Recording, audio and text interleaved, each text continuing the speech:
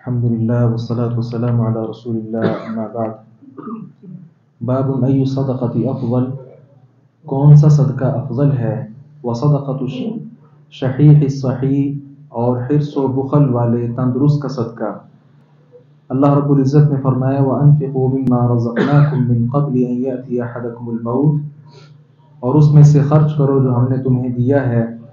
من قبل ان یأتی، اس سے پہلے کہ آ جائے، احدکم تم میں سے کسی ایک کے پاس، الموت موت۔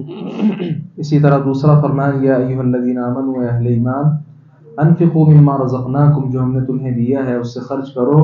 من قبل ان یأتی یوم لا بیع فیہ، اس سے پہلے کہ وہ دن آ جائے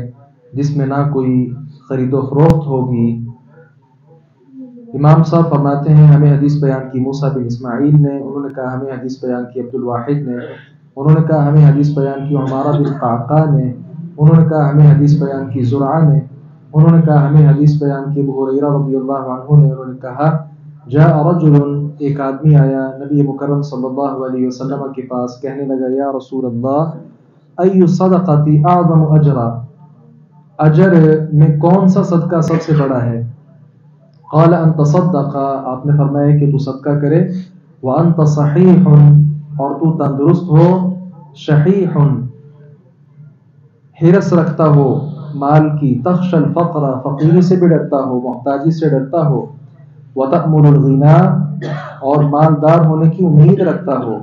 ولا تمهل حتى اذا بلغت الحلقوم، اور اتنی دیر مت کرنا یہاں تک کہ جان حلق کو پہنچائے، قلت لفلان کذا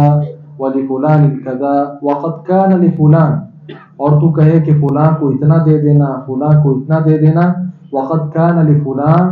حالانکہ اب تو وہ فلاں کا ہو چکا ہے۔ بہترین صدقہ کیا ہے؟ سوال یہ تھا۔ جواب میں ایک تو دو آیات امام صاحب نے پیش فرمائی قرآن پاک سے، اور ایک حدیث مبارکہ پیش فرمائی کہ انسان کو تندرستی کے حالت میں صدقہ خیرات کثرت کے ساتھ کرنا چاہیے، اور بہترین صدقہ وہ ہے کہ آدمی تندرستی میں صدقہ کرے اور اس کو خود بھی ضرورت ہو، خود بھی مالدار بننا چاہے، اس کے باوجود وہ اللہ رب العزت کے راستے میں خرچ کرے۔